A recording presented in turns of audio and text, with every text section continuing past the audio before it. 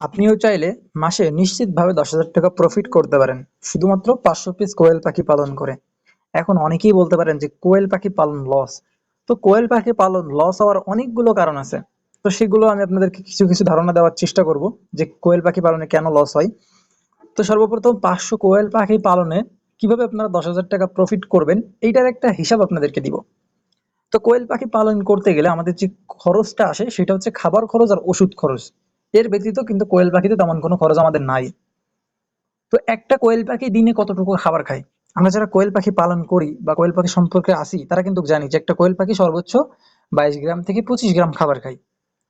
তো আমরা যদি 25 গ্রাম করে হিসাব করি তাহলে 500 পাখিতে খাবার খাবে 25 × 500, তার মানে 12 কেজি 500 গ্রাম।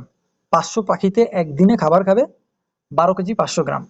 এখন এই 12 কেজি 500 গ্রাম খাবারের দাম কত?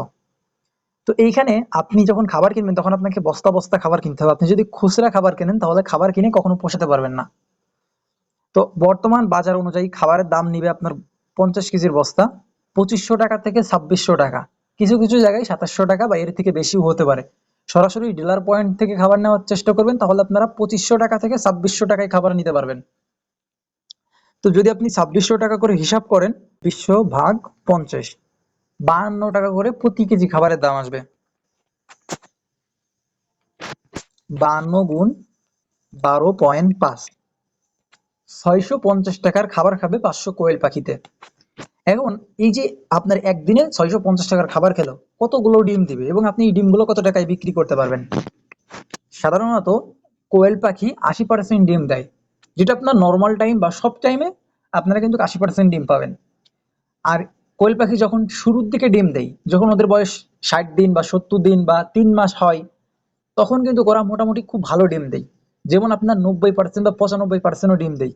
তো আমরা 90% বা 95% ধরবো না, আমরা গড়ে 80% করেই ধরবো। তো 80% করে ধরি, তাহলে 500 - 20% বাদ দিলে 80% থাকে। 400টা ডিম আমরা রেগুলার পাবো। এই 400 ডিম আমরা কয় টাকায় বিক্রি করতে পারবো? বর্তমান বাজার অনুযায়ী ডিমের দাম 2.5 টাকা করে পাইকারি যাচ্ছে, খুচরা 3 টাকা বিক্রি হচ্ছে। এখন যদি আপনি 400 ডিম 2.5, 1000 টাকা অনায়াসে বিক্রি করতে পারবেন। যদি 1000 টাকা বিক্রি করেন আপনার লাভ থাকতেছে কত? 650 টাকা আপনার খাবার খরচ ছিল 350 টাকা। তো এই 350কে আমরা যদি 30 দিনে ভাগ করি 10,500 টাকা। এখন অনেকে বলতে পারেন ভাই ওষুধ খরচ তো ধরলেন না।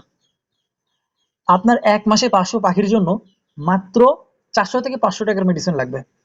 তো এখানে আমরা যদি 500 টাকা বাদ দিয়ে দিই তাহলে আমাদের 10,000 টাকা প্রফিট থাকতেছে যদি আমরা 2.5 টাকা করে ডিম বিক্রি করতে পারি।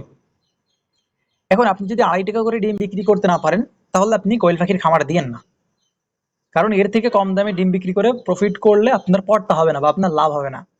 তো আপনারা যারা ডিমে মোটামুটি 2 টাকা 40 পয়সা বা 50 পয়সা বিক্রি করতে পারবেন তারা মোটামুটি খামারটা করতে পারেন। খামার করলে মোটামুটি আপনাদের প্রফিট হবে। এখন খামারে কেন লস হয়? অনেকগুলো কারণ থাকতে পারে। যেমন প্রথমত আপনার কোয়েল পাখি যদি 80% করে ডিম না দেয় নিশ্চিত আপনি লস করবেন। তাহলে পাখি কেন ডিম দিচ্ছে না এই বিষয়ে আপনাকে অভিজ্ঞতা থাকতে হবে বা আপনার অভিজ্ঞতা অর্জন করতে হবে।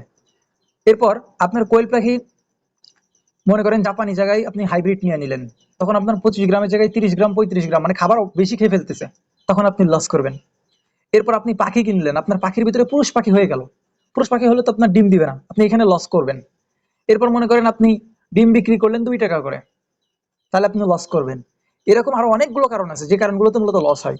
তো যারা খামার করতে চান অবশ্যই হিসাব করে খামার করবেন, তাহলে আশা করি আপনাদের লস হবে না।